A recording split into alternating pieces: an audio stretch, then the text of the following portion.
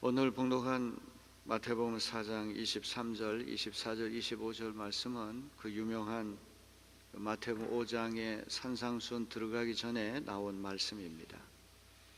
특별히 23절 보게 되면 예수께서 온 갈릴리에 두루 다니사 그들의 회당에서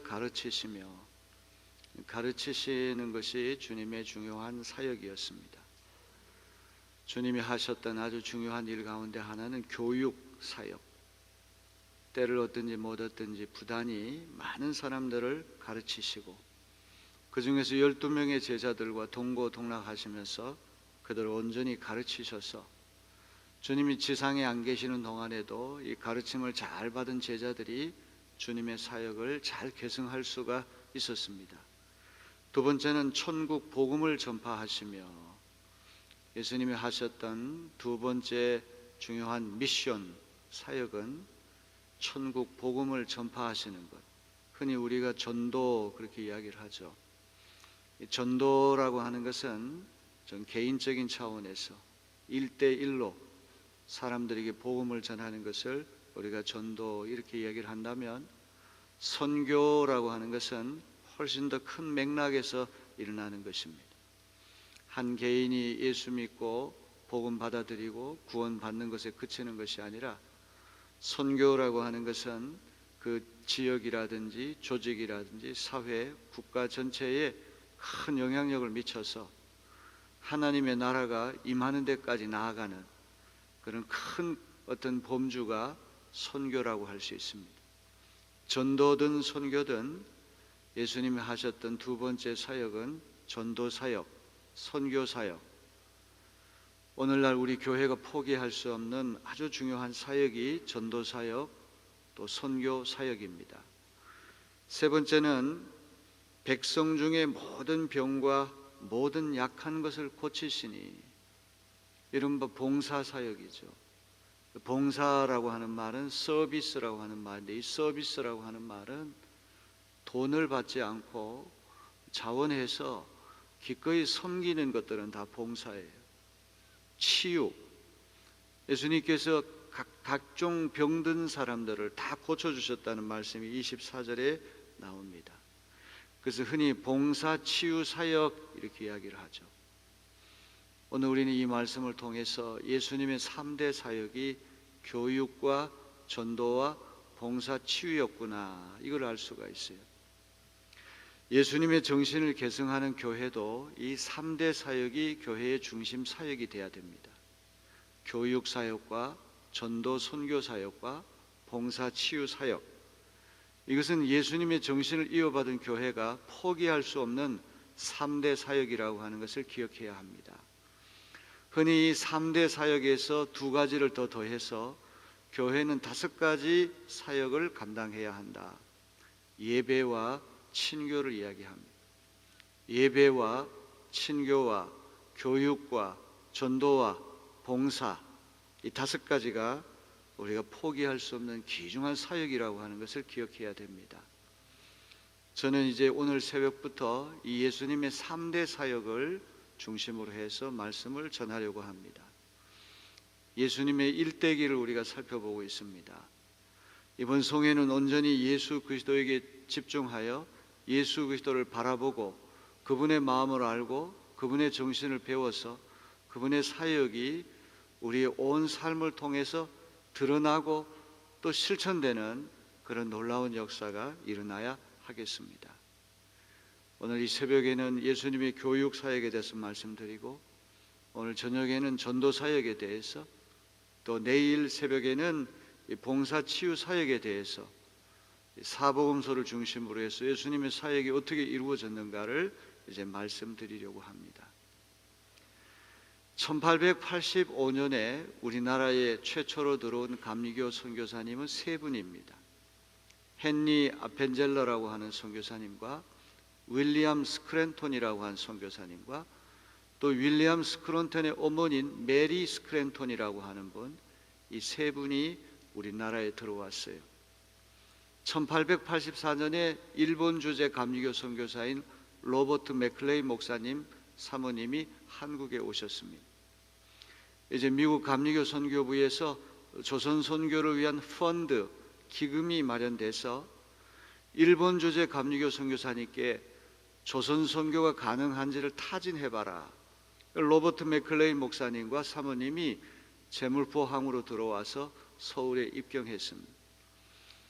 고정 임금을 친히 이제 만나지는 못했지만 감리교 선교를 허락해 주십시오. 이게 청원을 했는데 다행스럽게도 선교 윤허가 떨어졌어요. 선교해도 좋다 허락이 떨어졌는데 교회 세우는 일을 하지 말고 학교 세우는 일, 병원 세우는 일을 하라. 이른바 교육 선교와 의료 선교 두 가지만 허락을 받았습니다. 아직도 세국 정책으로 인해서 이 서구 문명, 근대 문명을 받아들일 준비가 되지 않았기 때문에 교회를 세우게 되게 되면 여러 가지 어떤 이런 군주 체제에 많은 어려움이 있을 것으로 예상해서 교육 선교하고 병원 선교는 해도 좋다. 이게 두 가지 선교 윤허가 떨어져서 남자 교육 선교사로 선택된 분이 헨리 아펜젤러 목사님이시고 여자 교육 선교사로 이제 선택받은 분이 메리 스크랜톤, 윌리엄 스크랜톤의 어머니였습니다.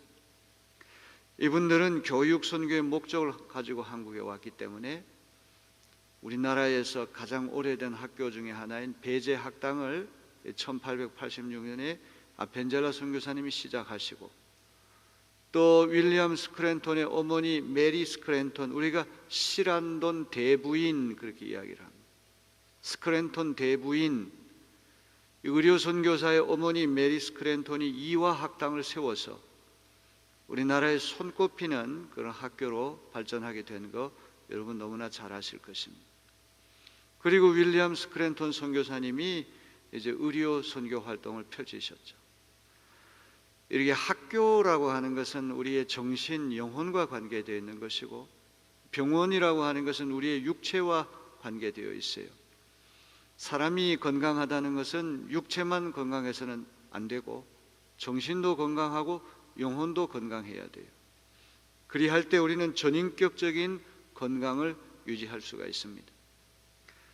이 감리교 선교라고 하는 것은 이렇게 우리의 영혼 건강과 육체 건강을 다 겨냥해서 눈부신 열매를 맺었구나. 이것을 우리는 기억을 해야 됩니다. 1892년에 조지 히버 존스 선교사님이 인천에 내려오셔서 11년 동안을 계셨어요. 한 선교사님이 한 지역에 11년 동안 주재 선교사로 있다고 하는 것은 놀라운 일입니다. 대개는 몇 년 있다가 다른 지역으로 옮겨 다니는 일이 쉬운데 이 조지 히버 존스 선교사님, 이른바 조원시 선교사님이라는 분이 우리 제물포에 오셔가지고 1892년 4월 30일에 영화 학당이 시작이 됐어요. 지금까지 살아남아있는 사립초등학교 중에서 가장 오래된 학교가 우리 영화 학교가 아닙니까? 정말 이 나라의 기라성 같은 많은 인재들을 길러낸 학교가 이 영화 학교라는 것이죠.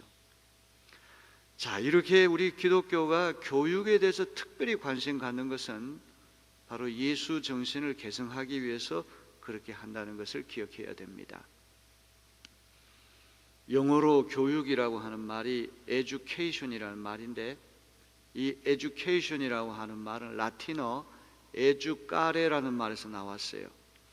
educare라고 하는 말의 뜻은 속에 있는 것을 끄집어낸다, 이런 뜻입니다. 이 교육이라고 하는 건 뭐냐? 학생들 각자에게 속에 들어가 있는 잠재력을 끄집어내서 그것을 실현시켜주는 것이 교육이라는 거죠. 우리 속담에 말을 낳으면 제주도로 보내고 사람을 낳으면 서울로 보내야 한다. 자녀들을 교육시키기 위해서 왜 대도시로 자꾸만 자녀들을 보내려고 합니까? 유학을 보내려고 합니까? 그것은 아무래도 대도시에 가면 좋은 교육 환경과 무엇보다도 훌륭한 교사들이 있기 때문에 그렇게 되는 것이죠. 저는 시골에서 태어나고 자랐습니다. 시골 생활의 한계라고 하는 것이 학생들 한 사람 한 사람에게 다 고유의 잠재력이 다 있어요. 그런데 훌륭한 스승이 그 잠재력을 안에 있는 것을 끄집어내서 바깥으로 끄집어내서 실현을 시켜줘야 되는데 그런 역량이나 인격을 갖춘 스승이 시골에는 아무래도 제한될 수밖에 없다는 것이죠. 명문학교라고 하는 것은 왜 명문학교가 됩니까? 좋은 선생님들이 있기 때문에 명문학교가 되는 것이죠. 여기 인천의 제물포고등학교가 한때 우리나라에 손꼽히는 최고의 학교가 된 적이 있죠. 길영희 선생님이라고 하는 훌륭한 분이 이 제물포고등학교를 우리나라 최고의 명문학교로 이끌었어요. 서울고등학교의 김원규 교장 선생님과 제물포고등학교의 길영희 선생님은 한 학교를 이렇게 명문학교로 만드는데 결정적인 역할을 했던 분들이죠. 미국이나 불란서나 독일 유학 갈 때 어떤 학교의 총장님 이름 몰라요. 그러나 자기 전공 분야의 최고 석학에 대한 이름은 안단 말이죠. 총장님을 보고 그 학교에 지망해서 가는 것 아닙니다. 자기 분야, 전공 분야에서 가장 우수한 선생님 한 분을 보고 그분 밑에 가가지고 도제가 돼서 이제 어떤 학문을 연마하기 위해서 유학을 간다는 말이죠. 좋은 스승을 만난다고 하는 것은 하나의 운명적인 일이고 한 사람의 인생을 결정짓는 너무나 중요한 것입니다. 제가 고등학교 다닐 때 우리 세계사를 가르쳤던 조상재 선생님이라고 하는 분이 계셨는데 그 당시 영어 선생님들 가운데도 이 영어 원서를 마음대로 읽는 분이 흔치 않았어요. 문법 정도 이렇게 이해하시고 교과서 정도만 가르쳐주고 그랬는데 그 서울대학교를 나오신 분인데 영어 원서를 줄줄이 꿰뚫는다는 그런 소문이 났고 사법고시 준비하다가 안 돼가지고 교사로 지망했다, 이제 이런 소문이 났어요. 세계사라고 하는 것이 얼마나 방대합니까? 근데 수업 시간에 그 엄청난 세계사를 일목요연하게 한문을 섞어 쓰면서 이 칠판에다 기록할 때 그 선생님이 들어와서 강의할 때는 가슴이 떨리는 거예요. 야, 오늘 또 어떤 것들을 또 배울까 흥분이 되는 것이죠. 감수성이 예민했던 이 사춘기 시절에 그 조상재 선생님이 끼쳤던 영향력이라는 이루 말할 수 없습니다. 또 제가 감신에 들어가서 또 귀한 선생님이 사통팔달 오로지 학문에만 전심전력하면서 어떤 학문하는 혼을 또 이렇게 가르쳐 주신 그런 선생님이 계시고 또 미국에 가서도 아주 엄격하고 철저하게 논리적으로 사고하는 그런 방법을 가르쳐 주신 귀한 선생님들이 오늘의 저를 만들어내게 된 것입니다. 참 외람된 말씀이지만 제가 내리교회 2004년에 와서 지금까지 설교 원고 전문을 주보에다가 싣는 이유가 있어요. 아무리 훌륭한 설교라고 할지라도 원고를 만들어 놓지 않으면 유야무야 다 순식간에 사라지지만 가장 오래 살아남는 것이 문자 기록이 아닙니까? 지금 여러분들은 제 설교를 듣고 또 원고가 나오니까 굳이 원고를 읽을 필요가 없다, 별로 중요하지 않게 생각할 겁니다. 대부분이 이렇게 귀찮게 또 무슨 원고까지 또 싣는단 말인가, 여러분 그런 생각할 수 있지만 100년이 지나고 200년이 지나고 300년이 지난 다음에 우리 내리교회 후예들은 다를 거예요. 그래서 저는 한 해가 지나게 되면 우리 주보를 전부 다 책으로 만듭니다. 거기 주보에는 뭐 매일 공동 기도문이라든지 또 이 헌금 봉투라든지 매주일 주보에 나오는 것 하나도 소실됨 없이 그대로 책으로 만들어내요. 이 주보를 책을 지금까지 만약 이제 이번 2020년도까지 17권이 되겠죠. 3권을 만듭니다. 하나는 역사 수장고에 보내고 또 하나는 교회 사무실에 간접, 하나는 제가 갔습니다.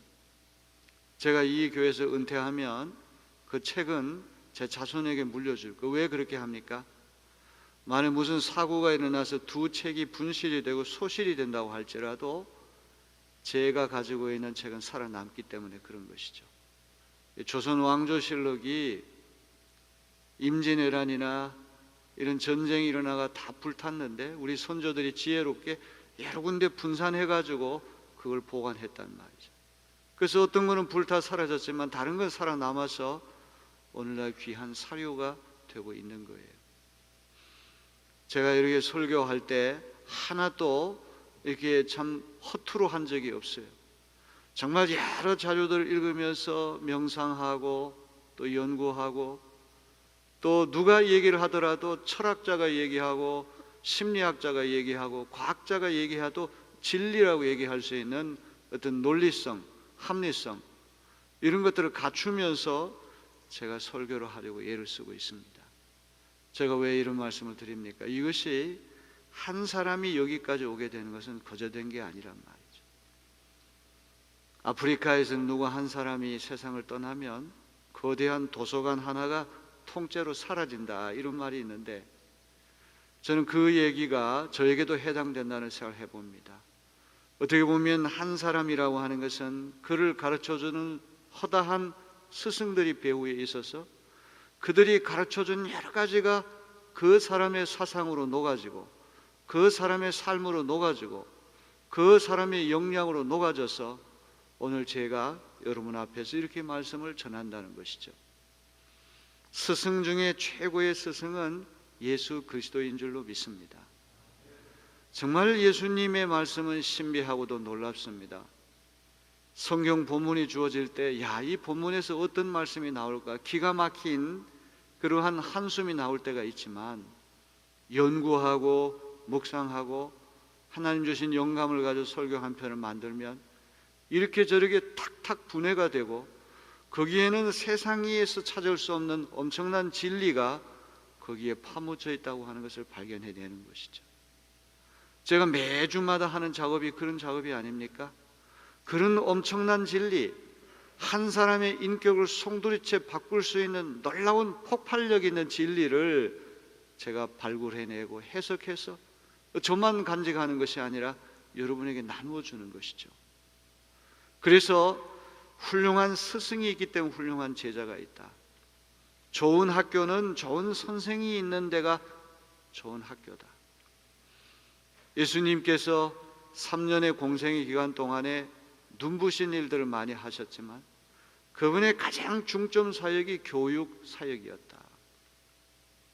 베드로, 야고보, 요한 다 세상적으로는 불황무식한 사람들, 학문이 없고 지식이 없는 사람들입니다. 가방끈이 짧은 사람들입니다. 거친 사람들입니다. 갈릴리 호수에서 물고기 잡는 오브로 잔뼈가 굵었으니 얼마나 터프한 사람들이겠습니까?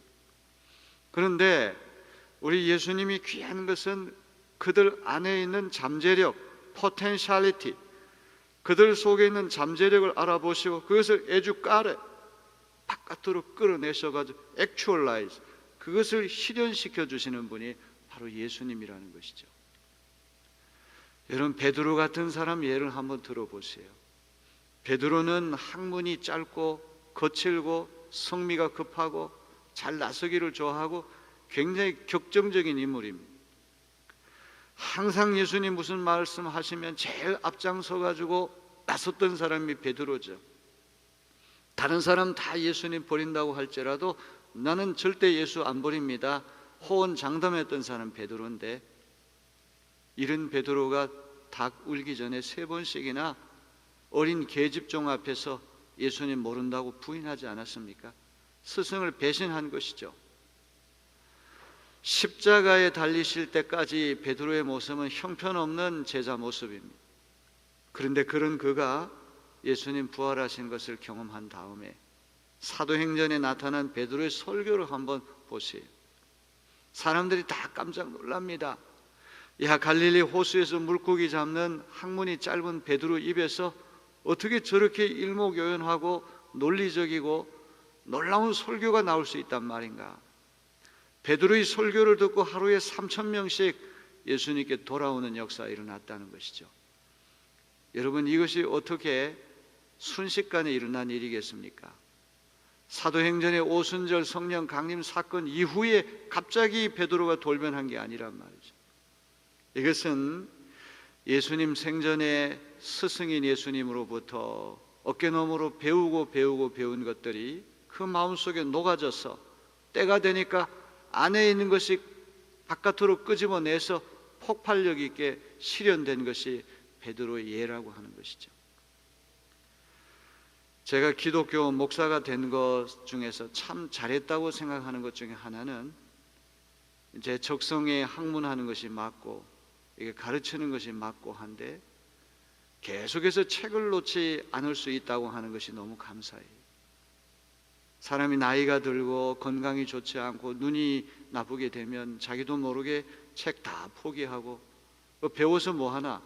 그동안 배운 거 있으니까 그것 가지고 다 활용하면 되지, 이렇게 아니란 생각할 수 있는데 고맙게도 하나님께서 제 건강에 허락하시는 한 책을 손에 놓지 않게 하시고, 그것도 가벼운 책들이 아니라 다 무거운 책들, 일반인들이 접하기 어려운 그런 책들을 꾸준히 계속 읽게 하시고, 무엇보다도 성경을 철저하게 연구하게 하시고, 이런 것은 기독교 목사가 누리는 특권이요 영광이라는 생각을 해봅니다. 교회가 왜 좋은 곳입니까? 교회는 부단히 배우는 곳입니다. 여러분, 교회 나와서 나쁜 거 여러분 가르쳐주는 법이 있습니까? 다 윤리적이고 도덕적이고 영적이고 정신적으로 다 건전한 것들만 가르쳐 주거든요. 어떤 분이 그렇게 얘기를 합니다. 교회에 저렇게 오랫동안 신앙생활을 하는데 왜 저 사람 저렇게 변화가 안 되나? 여러분, 교회 나와서 새벽 기도도 하고 아침 기도도 하고 저녁 기도도 하고 부흥 집회도 참석하고 이렇게 열심히 하는데도 요 모양 요 꼴인데, 교회 나오지 않고 세상에 완전히 우리가 갇혀 있다고 그러면 우리 모습이 어떻게 되겠습니까? 우리가 얼마나 거칠고 얼마나 우리가 잘못된 인생을 살 수 있겠습니까? 우리가 부족하고 연약하지만 교회 나와서 꾸준히 도전받고 꾸준히 우리가 은혜 받고 꾸준히 가르침을 전수받는다고 하는 것을 우리는 소중하게 여기는 우리 모두가 되어야 하겠습니다. 예수님이 제자들 삼아서 이렇게 가르치는 것을 보면은 기술을 가르치는 게, 테크닉을 가르치는 게 아니에요. 제가 요즘에 신학교의 이런 교육을 보고 통탄하는 것은 어떤 기초적인 신학 교육, 어떤 이제 튼실한 어떤 기초 이런 것들은 가르쳐 주지 않아요. 설교 잘하는 방법, 찬양 잘하는 방법, 설교 사역자, 찬양 사역자, 어떤 기술적인 면만 연마시켜서 그런 사람들 길러내는 학교가 되고 있다. 참 이것은 우려할 만한 일이 아닐 수 없어요. 아무리 설교를 탁월하게 잘하고 아무리 찬양을 잘한다고 할지라도 그 기술적인 것만 갖추고 있다고 그러면 그건 진리 위에 서지 않기 때문에 상당히 위험한 것입니다. 어눌하고 말주변이 없고 이게 좀 뭔가 부족하다고 할지라도 그 사람 안에 진리가 살아있을 때 그것이 언젠가 영향력을 미치는 것이지, 설교 잘하고 찬양 잘하는 설교 사역자, 찬양 사역자만 길러내는 신학교, 여러분 이런 신학교는 얼마나 위험한 그런 학교가 되는지 알 수 없는 것이죠. 예수님이 3년 동안 12명의 제자들을 이제 이렇게 같이 동고동락하시면서 그들에게 보여주신 건 테크닉이 아닙니다. 아트라고 하죠. 아트라고 하는 말을 기에, 기술 더하기 예술이에요. 예술이라고 하는 것은 정신에서 나오는, 혼에서 나오는, 얼에서 나오는 거예요. 한 화가의 그림이라는 것은 손끝에서 나오는 게 아니라 그의 영혼에서 우러나오는 거예요. 마음에서 우러나오는 거예요. 그래서 그 그림을 전심전력을 다해서 그릴 때 그것은 값으로, 돈으로 환산할 수가 없는 거예요. 왜? 영혼이 거기 들어가 있기 때문에. 예수님 기술을 가르쳐 주신 게 아니에요. 사람 만나가지고 이렇게 처신을 잘하라, 대처 잘하라, 처세술을 가르치신 게 아니에요. 아트, 기예를 가르치신 거죠. 판소리하는 그 명창들이 제자들을 거느릴 때 아주 치열하게 훈련시켜가지고 노래 잘하는 기술만 가르치는 게 아니라 그 어떤 명창의 혼어를 가르쳐 주듯이 예수님이 그런 정신으로 제자들을 가르치셨는데, 그것이 십자가 달리실 때까지는 드러나지 않았지만 이제 예수님께서 부활승천하시는 제자들이 그 예수 정신을 그대로 전수받아서 그것을 찬란하게 실현하여 기독교가 영혼의 불길처럼 전 세계까지 확산되는 세계 종교가 되지 않았습니까?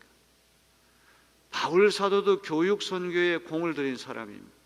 이 바울 사도는 디모데나 디도와 같이 훌륭한 제자들에게 스승의 정신을 그대로 계승했어요. 바울과 예수님은 동시대 사람인데 놀랍게도 한 번도 서로 만난 적이 없어요. 바울이 만난 예수는 우리 육신의 예수가 아니라 부활하신 예수님 만났다는 말이에요.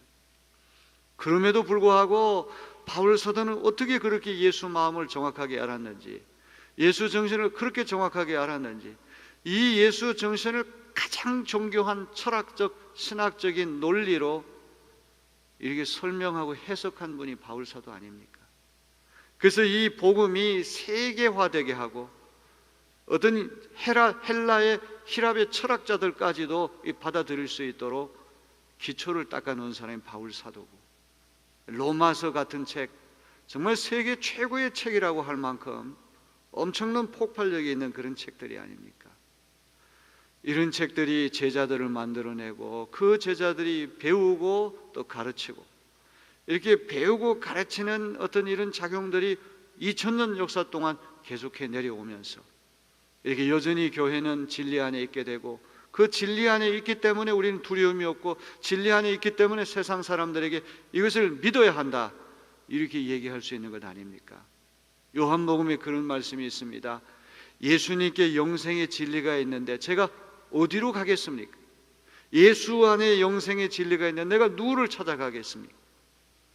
스승 중에 최고의 스승인 예수님, 그분의 지도를 받고 또 그분의 정신을 계승하는 오늘날 우리 많은 사역자들이 꾸준히 여러분들을 가르치고 또 가르칠 때 여러분 겸비한 마음으로 귀담아 경청하시고 그 진리에 영향을 받고 우리 속에 있는 잠재력이 그 진리의 힘에 의해서 바깥으로 끄집어내서 찬란하게 꽃을 피우고 열매를 맺는 놀라운 역사가 일어나게 되기를 주님의 이름으로 기원합니다.